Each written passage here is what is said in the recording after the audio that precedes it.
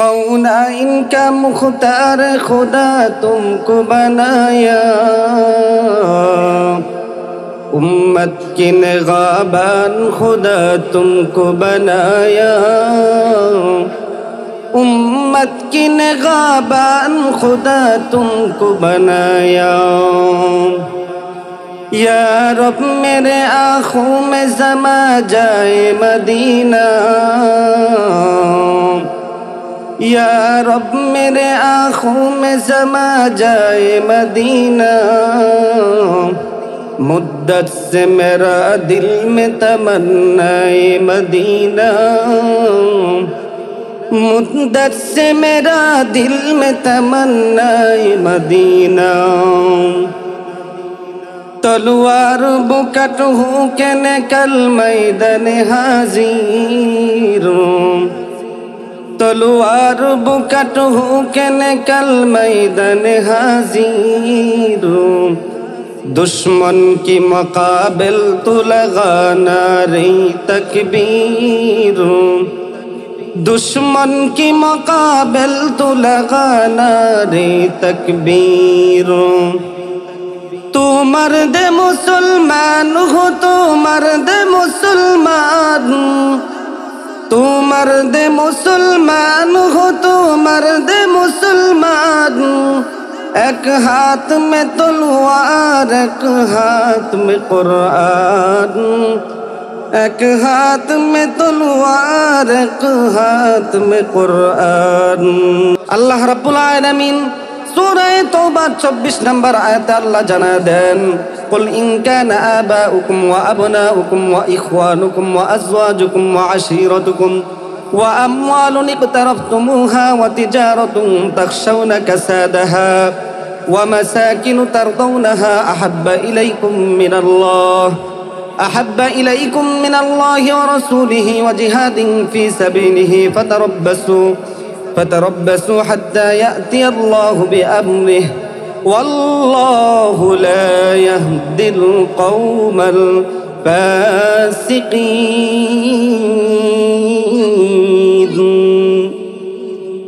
ये कलाम जिंदा कुरान हकीम, हिकमते ऊला यज़ालस्तु क़दीम जमीउल इल्म फिल कुरान हकीम। तकासर अन अफ़हाहुमुर रिजाली बहा कुरान कलामुल्लाह बशूनु कदीमस्ती कदीमस्ती नुईनु। अल्लाह रब्बुल आलमीन सूरह तौबार 24 नंबर आयत अल्लाह ताआला उम्मतদেরকে জানায় দেন, পয়গম্বরের মাধ্যমে নবীজির উম্মতদেরকে জানায় দেন, হে নবীজি আপনি বলে দেন আল্লাহ এবং আল্লাহর পথে জিহাদ অপেক্ষা যদি তাদের নিকট অধিক প্রিয় হয়, তাদের পিতামাতা, তাদের সন্তান সন্তানাদি, তাদের ভাই বোন, তাদের স্বগোষ্ঠীর লোকজন, তাদের অর্জিত ধন সম্পদ, তাদের যেই একটা বিলাসবহুল বাড়ি যেখানে তারা বসবাস করে, আল্লাহ তাআলা জানায় দিলেন এই সব চাইতে যদি তাদের নিকট, আমার চাইতে যদি তাদের নিকট এই সব কিছু তাদের নিকট বেশি পছন্দনীয় হয়, তাহলে তারা যেন অপেক্ষা করে আল্লাহর নির্দেশ আসা পর্যন্ত। আল্লাহ তাআলা জানায় দেন ওয়াল্লাহু লা ইয়াহদিল কওমাল ফাসিকিন, তবে তাদেরকে জানায় দেন আল্লাহ ফাসিক সম্প্রদায়কে কখনো পথ প্রদর্শন করা। তাআলা জানায় দেন ইউহিব্বুকুমুল্লাহ, তবে আমি আল্লাহ তাদেরকে ভালোবাসবো। আমি আল্লাহ তাআলা শুধু তাদেরকে ভালোবাসবো না, আল্লাহ তাআলা জানায় দিলেন ওয়া ইয়াগফির লাকুম যুনুবাকুম, আমি আল্লাহ শুধু তাদেরকে ভালোবাসবো না, বরঞ্চ তাদের যত গুনাহ রয়েছে আমি আল্লাহ তাদের সব গুনাহগুলোকে মাফ করে দেব।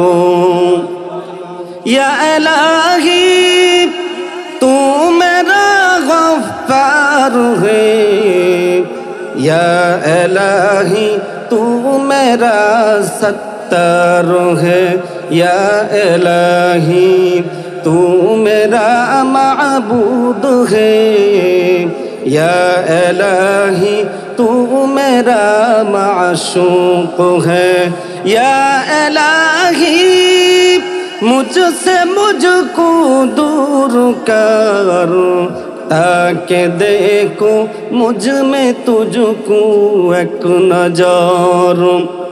আল্লাহ তাআলা সূরা আল ইমরানের 31 নম্বর আয়াতে আল্লাহ তাআলা পয়গম্বরকে জানিয়ে দিলেন, হে পয়গম্বর আপনি আপনার উম্মতদেরকে জানিয়ে দেন তারা যদি আল্লাহ তাআলার ভালোবাসা পাইতে চায় তবে যেন আপনার ইত্তেবা করে, আপনাকে অনুসরণ অনুকরণ করে।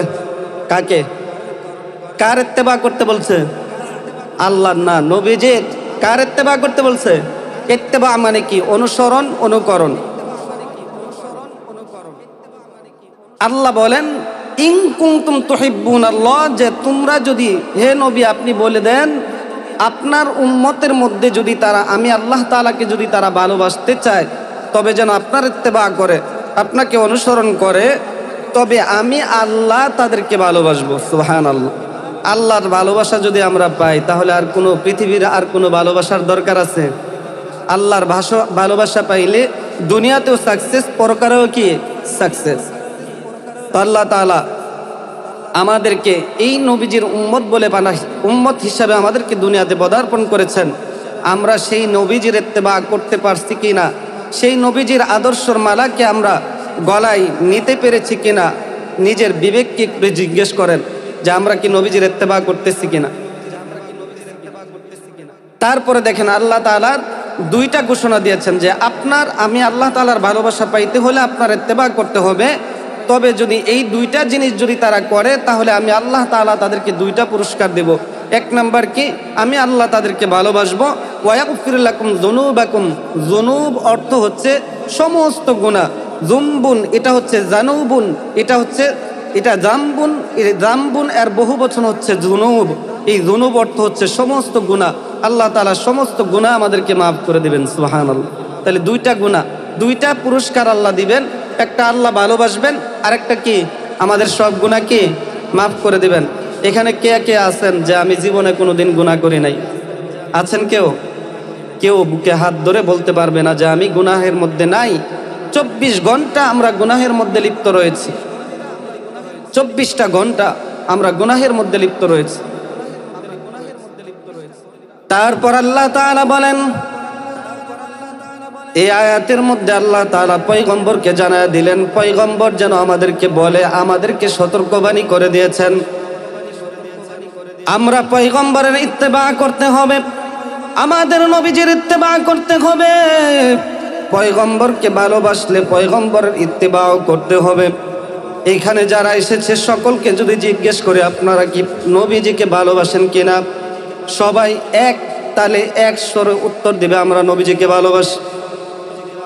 শুধু মুখে বলি আওরানোর নাম ভালোবাসা নয়। দুনিয়ার জমিনের মধ্যে আমাদের নবীজিকে সবচাইতে বেশি ভালোবাসতে হবে। দুনিয়ার মধ্যে যা কিছু ভালোবাসার যত বস্তু আছে, যত ব্যক্তি আছে, সবচাইতে পয়গম্বরকে বেশি ভালোবাসতে হবে। আল্লাহ রাব্বুল আলামিন সূরা তাওবা 24 নম্বর আয়াতে আল্লাহ জানায় দেন, কুল ইন কানা আবাউকুম ওয়া আবনাউকুম ওয়া ইখওয়ানুকুম ওয়া আজওয়াজুকুম ওয়া আশীরাতুকুম ওয়া আমওয়ালুন ইকতারাফতুমুহা ওয়া তিজারাতুন তাখশাউনা কাসাদাহা ওয়া মাসাকিনু তারদাউনাহা আহাব্বা ইলাইকুম মিনাল্লাহি ওয়া রাসূলিহি ওয়া জিহাদিন ফি সাবিলিহি فتربصوا حتى يأتي الله بأمره والله لا يهدي القوم الفاسقين।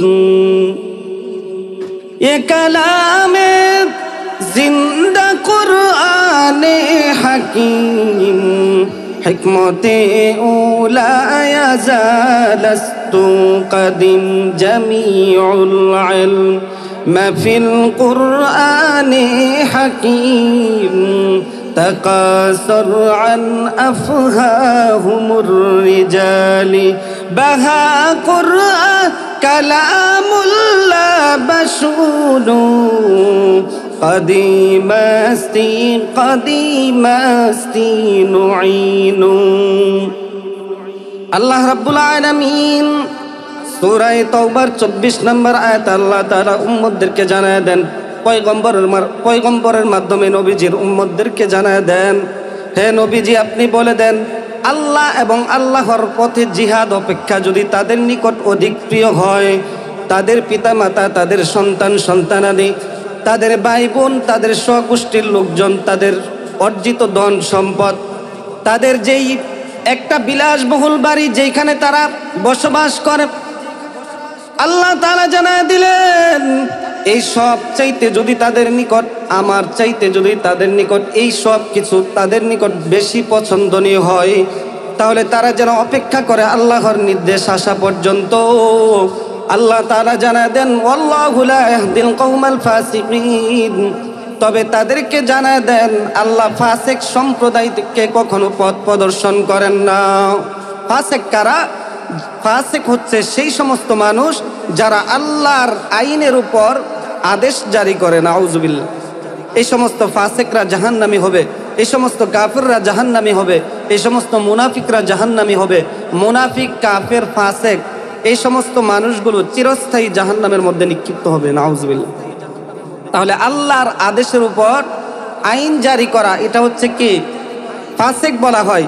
আল্লাহ বলেন তাদের নিকট যদি আমি আল্লাহ তাআলার পথে জিহাদ অপেক্ষা এবং আমার নবীজির চাইতেও তাদের নিকট যদি তাদের পিতামাতা, তাদের সন্তান সন্তানাদি, তাদের স্ত্রী, তাদের স্বগোষ্ঠীর লোকজন, তাদের অর্জিত ধন সম্পদ, ব্যবসা বাণিজ্য যা কিছু আছে, এই সব কিছু যদি তাদের নিকট আমার চাইতেও, আমার নবীজির চাইতেও, আমার পথে জিহাদের চাইতেও যদি তাদের নিকট এগুলো বেশি পছন্দনীয় হয়, তবে তাদেরকে বলেন আল্লাহর নির্দেশ আসা পর্যন্ত অপেক্ষা করতে। আল্লাহ কখনো ফাসিক সম্প্রদায়কে পথ প্রদর্শন করেন না। তাহলে দুইটা কথা বললাম। সূরা আল ইমরানের মধ্যে আল্লাহ বললেন যে হে নবীজি আপনি বলে দেন আল্লাহর ভালোবাসা পাইতে হলে আপনার ইত্তেবা করতে হবে। এটার সাথে আবার সূরা তাওবার মধ্যে আল্লাহ জানায় দিলেন যে আল্লাহর নবীজিকে কেমন ভালোবাসতে হবে। তার মানে এবার দুইটার সাথে একটা হাদিস আপনাদেরকে মিলিয়ে দিচ্ছি। নবীজি হাদিসের মধ্যে বলেন লা ইউমিনু আহাদুকুম আকুনা আহাব্বা ইলাইহি মিন ওয়ালিদিহি ওয়া ওয়ালাদিহি ওয়ান নাসি আজমাইন। আল্লাহর পয়গম্বর জানায় দিলেন হে আমার উম্মতের দল, তোমাদের মধ্যে ততক্ষণ পর্যন্ত কেউ প্রকৃত মুমিনদের অন্তর্ভুক্ত হতে পারবে না যতক্ষণ না পর্যন্ত মিন ওয়ালিদিহি তাদের পিতামাতার চাইতেও, ওয়া ওয়ালাদিহি তাদের সন্তানের চাইতেও, ওয়ান নাসি আজমাইন তারা দুনিয়ার সব মানুষের চাইতেও আমি পয়গম্বরকে যতক্ষণ বেশি ভালোবাসবে ততক্ষণ পর্যন্ত কেউ প্রকৃত মুমিনদের অন্তর্ভুক্ত হতে পারবে না। মুসলমানি বুয়াদ গরদান নিহাদান এনানে খুদ বদস্তে খাসতাদান। মুসলমানি বুয়াদ গরদান নিহাদান এনানে খুদ বদস্তে খাসতাদান। আল্লাহ নবীজি জানায় দিলেন দুনিয়ার জমিনের মধ্যে তোমাদের পিতা মাতার চাইতেও, তোমাদের সন্তান সন্তানাদিদের চাইতেও দুনিয়ার মধ্যে যত মানুষ রয়েছে এই সব মানুষের চাইতেও আমি পয়গম্বরকে যতক্ষণ পর্যন্ত বেশি ভালো না বাসবা ততক্ষণ পর্যন্ত কেউ প্রকৃত মুমিন হতে পারবে না, কেউ প্রকৃত মুমিন হতে পারবে না। তাহলে দুনিয়ার মধ্যে ভালোবাসার যত বস্তু ব্যক্তি আছে সব চাইতেও আমার নবীজিকে কি বেশি পরিমাণে ভালোবাসতে হবে। এখন আমরা বেশি ভালোবাসি কিন্তু নবীজির ইত্তেবা করি না, নবীজির অনুকরণ করি না। আজকে নবীজির ইত্তেবা থেকে দূরে থাকার কারণে আজকে গোটা পৃথিবীর মুসলমানরা নির্যাতিত হচ্ছে, কখনো আমেরিকার হাতে, কখনো ভারতের হাতে, কখনো বার্মার হাতে, কখনো বা ইসরায়েলের হাতে, কখনো মিত্র বাহিনী নামে দ্বারা এই সমস্ত ইসলাম বিদ্বেষী অনেকগুলো সংগঠন দেশ রয়েছে যাদের কাছে মুসলমানরা বারবার নির্যাতিত হচ্ছে, নিপীড়িত হচ্ছে। এর একমাত্র কারণ হচ্ছে আমরা নবীজির সুন্নাতকে ছেড়ে দিয়েছি। অথচ আল্লাহ তাআলা বলেন মা আতাকুমুর রাসূলু ফাখুযু, আমার রাসূল যা দিয়েছে সেটা তোমরা অ্যাকসেপ্ট করো, গ্রহণ করো, আর আমার রাসূল যা দেয় নাই সেটাকে তোমরা বর্জন করো। কিন্তু আমরা করতেছি উল্টাটা। নবীজি যেটা আমাদেরকে বর্জন করতে বলেছেন সেটা আমরা অর্জন করতেছি, আর যেটাকে বলেছেন অ্যাকসেপ্ট করার জন্য, গ্রহণ করার জন্য, সেটাকে আমরা বর্জন করতেছি। আমরা করতেছি উল্টাটা। আজকে দেখেন পুরা পৃথিবীর মধ্যে যতগুলো মানুষ রয়েছে, আদমশুমারি মতে 750 কোটি মানুষ রয়েছে। এর মধ্যে প্রায় 300 কোটি মানুষ রয়েছে যারা মুসলমান। এমন পরিমাণে আজকে একটু চিন্তা করে দেখেন, নবীজির আমল থেকে যখন মাত্র একজন ইসলাম ধর্ম গ্রহণ করেছিল, একজন মাত্র, হাতে গোনা 1 মাত্র ইসলাম ধর্ম গ্রহণ করেছিল, সেইখান থেকে আজকে পুরা পৃথিবীর মধ্যে 1 থেকে 2 জন, 2 জন থেকে 3 জন, এভাবে আজকে গোটা পৃথিবীর মধ্যে আজকে 300 কোটি প্রায় মুসলমান হয়েছে। এত বিপুল সংখ্যক মুসলমান হওয়ার পরেও আজকে মুসলমানরা কেন পৃথিবীতে নির্যাতিত হচ্ছে, তার একমাত্র কারণ আমরা নবীজির আদর্শকে ছেড়ে দিয়েছি। আমরা মনে করি যে নবীজির আদর্শকে যদি আমরা গ্রহণ করি, আমরা যদি নবীজির বেশভূষা অবলম্বন করি, আমরা যদি নবীজির সুন্নতকে আঁকড়ে ধরি, আমরা যদি নবীজির বেশভূষা অবলম্বন করি, তাহলে মানুষ আমাদেরকে অসামাজিক বলবে, মানুষ আমাদেরকে নিয়ে ঠাট্টা করবে, তামাশা করবে। এই জন্য মানুষ আমাদেরকে অসামাজিক বলবে, এই চিন্তা করে আজকে আমরা নবীজির সুন্নাতকে ছেড়ে দিয়ে আজকে দেখা যায় বিজাতীয় ইসলাম বিদ্বেষী যারা রয়েছে তাদের আদর্শকে আমরা গ্রহণ করতেছি, আর তাদেরকে বলতেছি তোমরা আমাদের মালিক, আমরা তোমাদের গোলাম। তারপরও আমাদের প্রতি তারা খুশি হচ্ছে না, কখনো খুশি হবে না। কারণ আল্লাহ তাআলা সূরা বাকারার মধ্যে বলেন, ওয়ালান তারদা আনকাল ইয়াহুদু ওয়ালান নাসারা হাত্তা তাত্তাবিআ মিল্লাতাহুম। আল্লাহ বলেন যে হে দুনিয়ার মানুষ, তোমরা ততক্ষণ পর্যন্ত ইহুদি নাসারাদেরকে খুশি করতে পারবে না যতক্ষণ না পর্যন্ত তাদের ইসলাম ধর্ম অনুসরণ না করো। নবী আল্লাহ তাআলা বলেন যে ইহুদি নাসারা যারা রয়েছে, যতক্ষণ না পর্যন্ত তাদের ধর্ম তুমি গ্রহণ না করবা, ততক্ষণ পর্যন্ত তারা তোমাদের প্রতি খুশি হবে না। অথচ আমরা তাদেরকে খুশি করছি, নবীজির আদর্শকে ছেড়ে দিয়েছি। অথচ সাহাবায়ে কেরাম আজমাইনরা তারা তাদের জীবনের চাইতেও পয়গম্বরকে বেশি ভালোবেসেছেন, তারা তাদের সন্তানদের চাইতেও নবীজিকে বেশি ভালোবেসেছেন, তারা তাদের ধন সম্পত্তির চাইতেও নবীজিরকে বেশি ভালোবেসেছেন। এই সাহাবায়ে কেরাম আজমাইনদের ভালোবাসা এমন দৃষ্টান্ত ভিত্তি স্থাপন করে গেছেন, কিয়ামত পর্যন্ত সাহাবায়ে কেরামদের মতো সাহাবায়ে কেরামরা নবীজিকে যেমনভাবে ভালোবাসতেন, এমন ভালোবাসার দৃষ্টান্ত আর কোনোদিন দেখা যাবে না, কোনোদিন দেখা যাবে না। সাহাবায়ে কেরাম আজমাইনরা এমন পরিমাণে ভালোবাসতেন।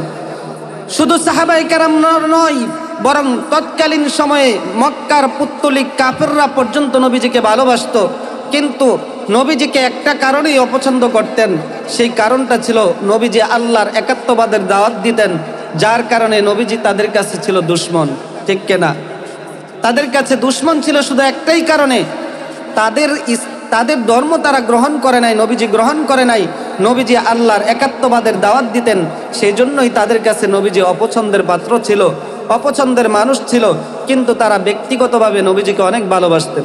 দেখেন, নবীজি যখন মক্কা থেকে মদিনায় হিজরত করলেন, মদিনায় হিজরত করার পর কুরাইশ বংশের মধ্যে যে বড় বড় কাফেররা ছিল, এই কাফেরদের মধ্য থেকে একজন দূত পাঠালেন যে মদিনার মধ্যে মুসলমানরা কি কি করে এই সব ডিটেইলস গোপনভাবে যেন কাফেরদের কাছে এই তথ্যগুলো দেয়।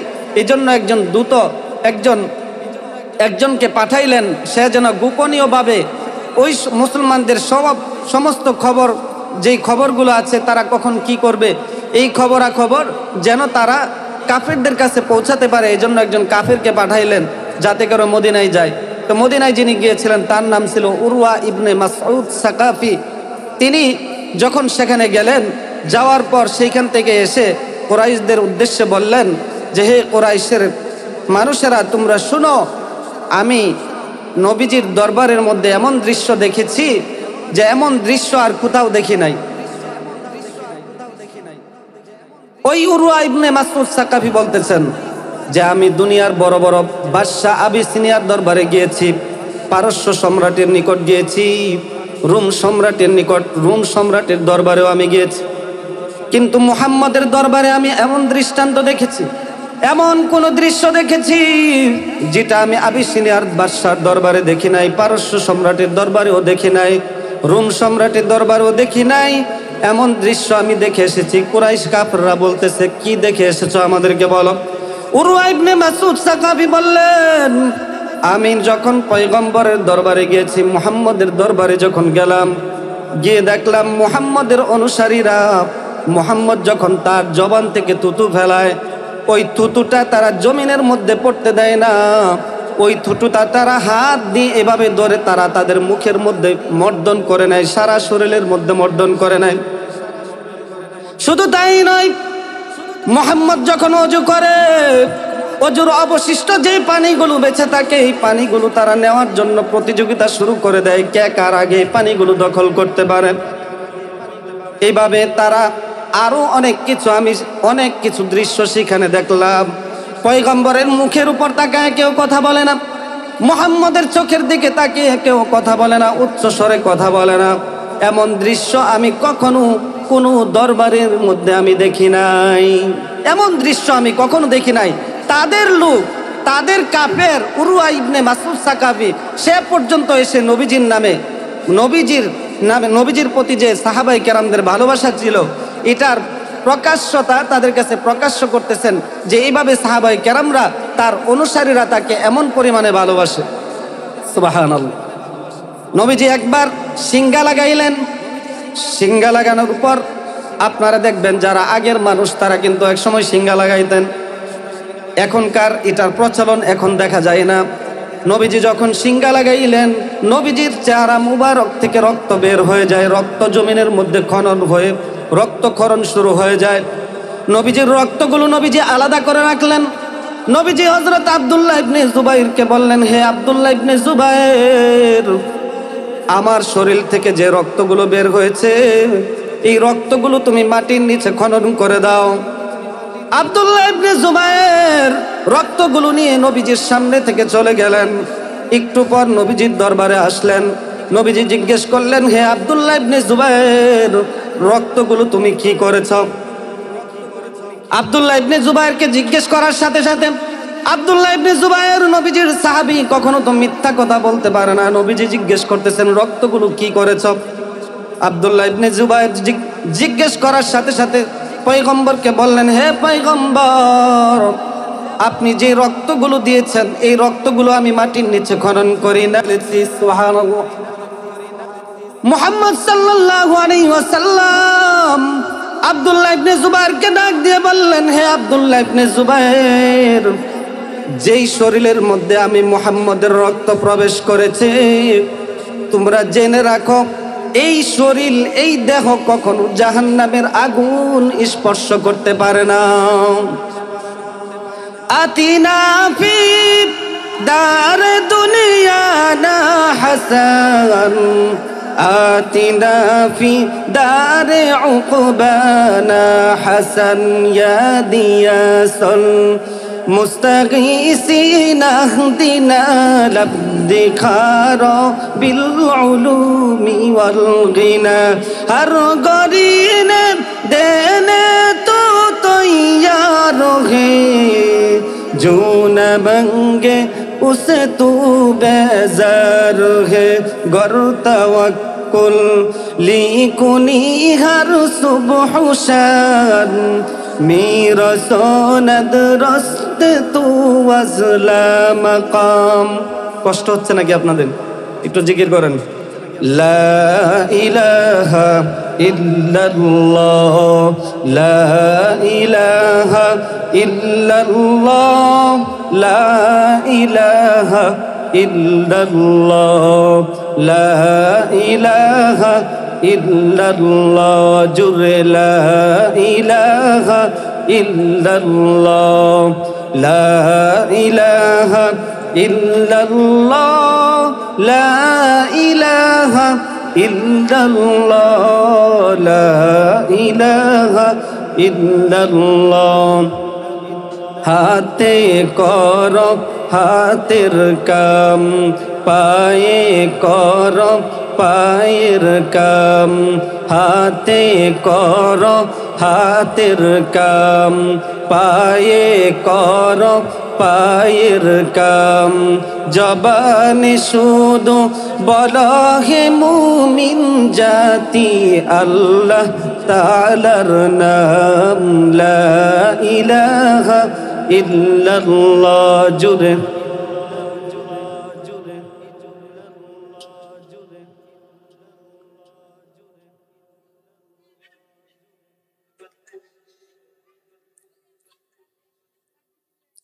লা ইলাহা ইল্লাল্লাহ, লা ইলাহা ইল্লাল্লাহ, লা ইলাহা ইল্লাল্লাহ মুহাম্মাদুর রাসূলুল্লাহ সাল্লাল্লাহু আলাইহি ওয়াসাল্লাম। তাহলে দেখেন সাহাবায়ে কেরাম আজমাইনরা নবীজির প্রতি কেমন ভালোবাসা ছিল। শুধু এইরকম অনেক ঘটনার বর্ণনা আপনাদেরকে দেওয়া যাবে। হযরত আব্দুল্লাহ ইবনে জুবায়ের তো এটা করলেন, উহুদের যুদ্ধের ময়দানে যখন কাফিরদের অতর্কিত আক্রমণে যখন সাহাবীরা ছত্রভঙ্গ হয়ে যায়, নবীজির কাফিররা নবীজির শিরস্থানের মধ্যে লোহার পেরেক ঢুকে দেয়, দুইটা পেরেক নবীজির শিরস্থানের মধ্যে ঢুকে যায়। এই দৃশ্য দেখার পর হযরত উরওয়া ইবনে মাসউদ সাকাফি তো একজন কাফের ছিলেন, কিন্তু দুইজন সাহাবী হযরত উবাইদা ইবনুল জাররাহ রাদিয়াল্লাহু তাআলা আনহু যখন দেখলেন পয়গম্বরের শিরস্থানের মধ্যে লোহার পেরেক ঢুকেছে, রক্তক্ষরণ হচ্ছে, রক্ত বের হচ্ছে। অপরদিকে আবু বকর সিদ্দিক রাদিয়াল্লাহু তাআলা আনহু, অপর দিক থেকে আবু বকর সিদ্দিক রাদিয়াল্লাহু তাআলা আনহু দৌড়াচ্ছে, একদিকে উরওয়া ইবনে সাকাফি দৌড়াচ্ছেন। হযরত উবাইদা ইবনুল জাররাহ রাদিয়াল্লাহু তাআলা আনহু যখন দেখলেন পয়গম্বরের শিরস্থান দিয়ে রক্ত বের হচ্ছে, আবু বকর একদিক থেকে দৌড়ায়, উবাইদা ইবনুল জাররাহ রাদিয়াল্লাহু তাআলা আনহু একদিক থেকে দৌড়ায়। আবু বকরের দৌড়ানি দেখে হযরত উবাইদা ইবনুল জাররাহ রাদিয়াল্লাহু তাআলা আনহু বললেন, হে আবু বকর, আপনি তো জীবনে অনেক নেক অর্জন করেছেন, পয়গম্বরের অনেক খেদমত অর্জন করেছেন, আপনি তো অনেক সৌভাগ্য অর্জন করেছেন। আজকে পয়গম্বরের শিরস্থানের মধ্যে যে রক্ত প্রবেশ করেছে, রক্তগুলো খনন হচ্ছে, এইটুকু সৌভাগ্য অর্জন করার জন্য আমাকে একটু সুযোগ করে দেন। এবার উবাইদা ইবনুল জাররাহ রাদিয়াল্লাহু তাআলা আনহু দৌড় দিয়ে পয়গম্বরের নিকটবর্তী চলে গেলেন। পয়গম্বরের শিরস্থানের মধ্যে যেই লোহার পেরেকটা ঢুকেছে, দুই সাইড দিয়ে দুইটা লোহার কড়া ঢুকে গেছে, লোহার পেরেক ঢুকে গেছে। হযরত উবাইদা ইবনুল জাররাহ রাদিয়াল্লাহু তাআলা আনহু তার জবান দ্বারা, দাঁত দ্বারা লোহার কড়াটাকে, লোহার যেই পেরেকটা, এটা দাঁত দ্বারা বের করার জন্য টান দিলেন। এখন আপনারা বলেন, লোহার জিনিস যদি দাঁত দ্বারা কামড় দেওয়া হয়, এই দাঁত কি ঠিক থাকবে?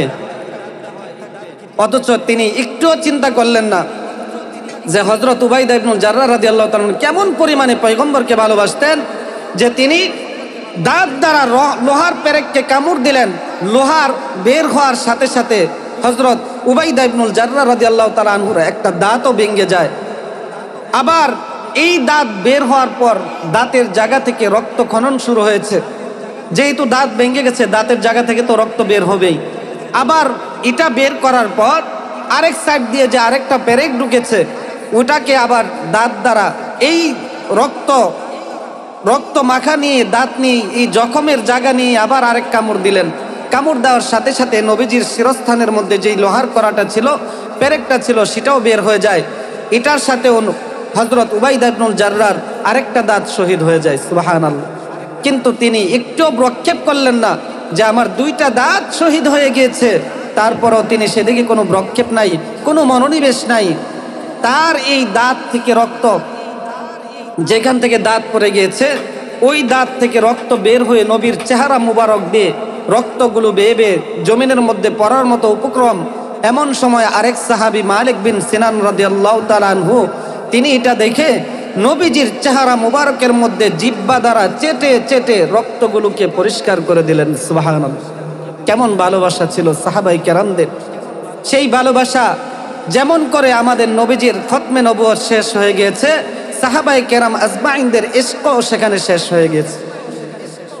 যখন এমন করলেন, মালিক বিন সিনান যখন রক্ত পরিষ্কার করে দিলেন, নবীজি তাকে উদ্দেশ্য করে বললেন, লাং তামাসসাকান নার, যে হে মালিক বিন সিনান, তোমার এই শরীর কখনো জাহান্নামের আগুনের মধ্যে স্পর্শ হবে না, তোমার এই শরীর কখনো জাহান্নামের আগুন স্পর্শ করতে পারবে না। কেমন ভালোবাসা ছিল! এই উহুদের যুদ্ধের ময়দানেই যখন উহুদের যুদ্ধের মধ্যে 70 জন সাহাবী শহীদ হয়ে গিয়েছে, এদিক থেকে ইবলিস শয়তান মদিনার মধ্যে একটা প্রোপাগান্ডা চালিয়ে দিলেন যে মুহাম্মদ শহীদ হয়ে গেছে, মুহাম্মদ মারা গিয়েছে। এই খবর যখন মদিনার মধ্যে পৌঁছায়, মদিনার অলিগলিতে এই খবর পৌঁছানোর পর মদিনার সমস্ত মেয়েরা, এমনকি তৎকালীন সময়ে যত সাহাবী ছিল সবাই পাগলের মতো ছুটাছুটি শুরু করে উহুদের দিকে দৌড়াইতেছে। এমন সময় কিছু লোক যখন আসলো, একজন আনসারী মহিলা লোকদেরকে জিজ্ঞাসা করলেন, আমার নবীজির কি অবস্থা, আমার নবীজির কি অবস্থা বলো। লোকেরা তাকে বললেন যে তোমার পিতামাতা শহীদ হয়ে গেছে, তোমার পিতা শহীদ হয়ে গেছে। মহিলা মনটাকে মলিন করে বললেন ইন্না লিল্লাহ। আবার জিজ্ঞেস করলেন, বলো আমার নবীজির কি অবস্থা। লোকেরা তাকে বললেন তোমার স্বামী শহীদ হয়ে গেছে। মহিলা আবার ইন্না লিল্লাহ পরে আবার জিজ্ঞেস করলেন, কৌতূহল নিয়ে জিজ্ঞেস করলেন আমার নবীজির কি অবস্থা সেটা বলো। বলে তোমার ভাই শহীদ হয়ে গিয়েছে। আবার যখন জিজ্ঞেস করলেন ইন্না লিল্লাহ বলে যে তোমরা বলো না আমার নবীজির কি অবস্থা, তখন তারা বললেন তোমার সন্তান শহীদ হয়ে গিয়েছে। তারপরও তিনি বললেন ইন্না লিল্লাহ। এরপর যখন এমনভাবে একের পর একটা কথা বলতেছে, এমন অবস্থায় ওই মহিলা আনসারী মহিলাকে বললেন যে আবার যখন তিনি একবারে দীপ্ত কণ্ঠে বলতে লাগলেন যে আমার নবীজির কি অবস্থা সেটা বলো, যেটা শোনার জন্য আমার মন ছটফট করতেছে সেটা আগে বলো। তখন আনসারী মহিলাকে কিছু সাহাবীরা দেখিয়ে নবীজিকে দেখায়া বলতে লাগলেন, ওই যে নবীজি আসতেছে, আলহামদুলিল্লাহ আমাদের নবীজি, আমাদের পয়গম্বর সুস্থ আছেন। তিনি দৌড়াইয়া ওই আনসারী মহিলা নবীজির দরবারে গেলেন, গিয়ে বললেন কুল্লু মুসিবাতিন বা'দাকা জালাল। বলে হে নবীজি, আমার নিকট যত বিপদ আপদে আসুক না কেন, আপনাকে দেখার পর আমার সমস্ত বিপদ আপদ আমার কাছে তুচ্ছ মনে হয়। যদিও আমার পিতামাতা শহীদ হয়ে গিয়েছে আমার কোনো আফসোস নাই, যদিও আমার সন্তান শহীদ হয়ে গিয়েছে আমার কোনো আফসোস নাই, আমার স্বামী শহীদ হয়ে গিয়েছে আমার কোনো আফসোস নাই, আমার ভাই শহীদ হয়ে গিয়েছে আমার কোনো আফসোস নাই, কিন্তু আল্লাহ তাআলা আপনাকে তো বাঁচায় রাখিছেন, এটাই আমার জন্য যথেষ্ট। আলহামদুলিল্লাহ, আল্লাহ আপনাকে বাঁচায় রেখেছেন, তারা মরে গেলেও আমার কোনো আপত্তি নাই। সুবহানাল্লাহ, কেমন ভালোবাসা ছিল!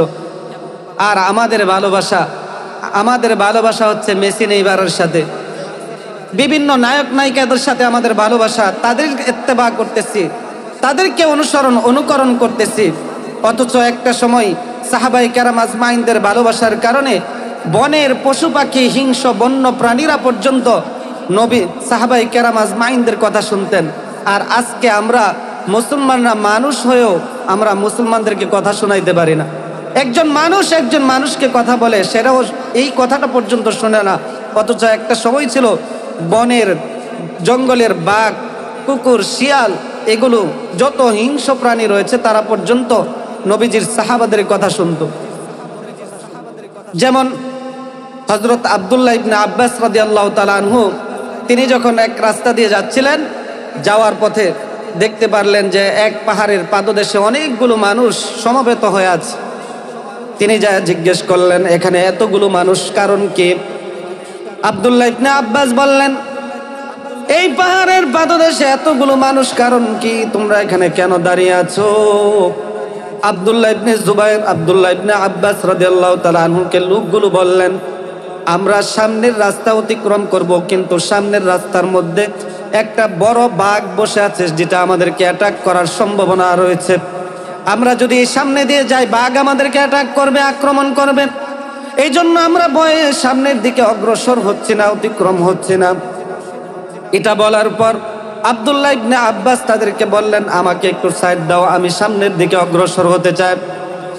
এই মানুষগুলো আশ্চর্য হয়ে গিয়েছে, কি ব্যাপার, এতগুলো মানুষের মধ্য থেকে কেউ যাওয়ার সাহস পায় না, আর এইটুকু একটা মানুষ একটা বাঘের সামনে কিভাবে যাবে? বাঘ তাকে অ্যাটাক করবে না? আব্দুল্লাহ ইবনে আব্বাস রাদিয়াল্লাহু তাআলা আনহু সামনের দিকে অগ্রসর হলেন। অগ্রসর হওয়ার পর বাঘের নিকটবর্তী গিয়ে বাঘের কানের মধ্যে এভাবে ধরলেন, ধরে তাকে বললেন, ইয়া আইয়ুহাল আসাদ, হে বাঘ, নাহনু আসহাবু রাসূলিল্লাহি সাল্লাল্লাহু আলাইহি ওয়াসাল্লাম, আমরা হচ্ছে নবীজির সাহাবী। কানের মধ্যে ধরে যখন এই কথা বললেন, বাঘের কানের মধ্যে ধরে পিছনে যে অপেক্ষামান লোকগুলো ছিল তাদেরকে বললেন, আপনারা এবার রাস্তা অতিক্রম হয়ে যান। লোকগুলো নির্ভয়ে বাঘের পাশ দিয়ে অতিক্রম হয়ে গেল। বাঘ তাদেরকে অ্যাটাক করে নাই, বাঘ নিস্তব্ধ হয়ে বসে আছে। এই ছিল রাসূলের প্রতি ভালোবাসা। সাহাবায়ে কেরাম আজমাইনরা পয়গম্বরের সাহাবী হিসাবে নিজেদেরকে পরিচিত দেওয়ার পর বন্যের পশু পাখিরা পর্যন্ত সাহাবীদের কথা শুনতেন।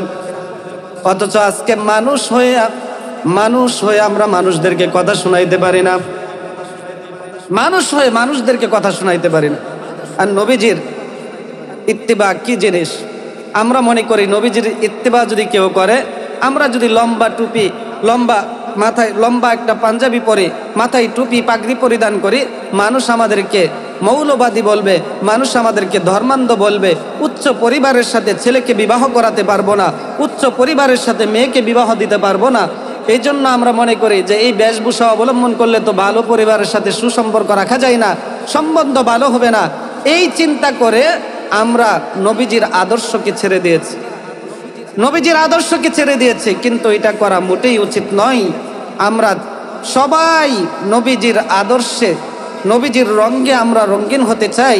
নবীজি ৬৩টা বছর তার জিন্দিগিতে যেভাবে তিনি অতিবাহিত করেছেন, আমরা সেই নবীজির উম্মত, আমরা সেই নবীজির উম্মত হইয়া নবীজির আদর্শের মালা যদি আমরা গলায় পরিধান করতে না পারি, তাহলে আমাদের চাইতে হতভাগা আর কেউ হতে পারে না। এই নবীর উম্মতরা এত দামি, কাল হাসরের ময়দানে এই নবীর উম্মতরা সবার আগে জান্নাতে যাবে। এই নবীর আগের কোনো নবীর উম্মতরা জান্নাতি হতে পারবে না। সুবহানাল্লাহ। সেই নবীজির উম্মত, উম্মতে মুহাম্মাদির জানো কত দাম,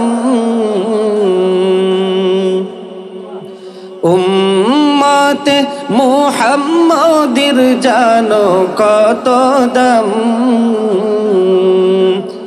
আখিরি নবীর উম্মত আমরা সবচেয়ে ভাগ্যবান, আখিরি নবীর উম্মত আমরা সবচেয়ে ভাগ্যবান, উম্মতে মুহাম্মাদির জানো কত দাম, উম্মতে মুহাম্মাদির জানো কত দাম, আখিরি নবীর উম্মত আমরা সবচেয়ে ভাগ্যবান, আখিরি নবীর উম্মত আমরা সবচেয়ে ভাগ্যবান। ঈসা নবী মুসা নবী খুদাকে বলে, নবী করে কেন পাঠাইলা এইভাবে,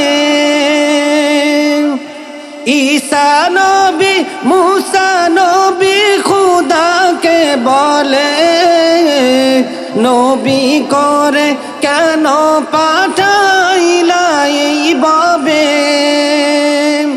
যদি আখিরি নবীর উম্মত কইরা পাঠাইতা খুদা,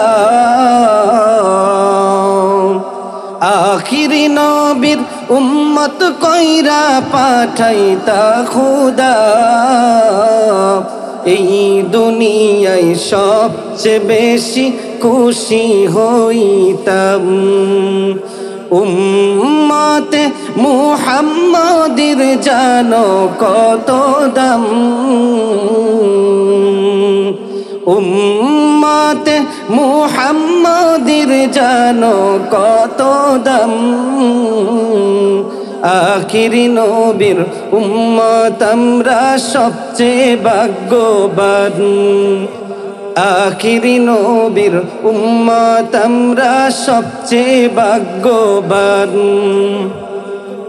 কত শান কত মান কত রে ইজ্জত, সবার আগে জান্নাত যাবে এই নবীর উম্মত, কত শান কত মান কত রে ইজ্জত, সবার আগে জান্নাত যাবে এই নবীর উম্মত। বকর উমর উসমান আলী পেয়েছে জান্নাত। আবু বকর উমর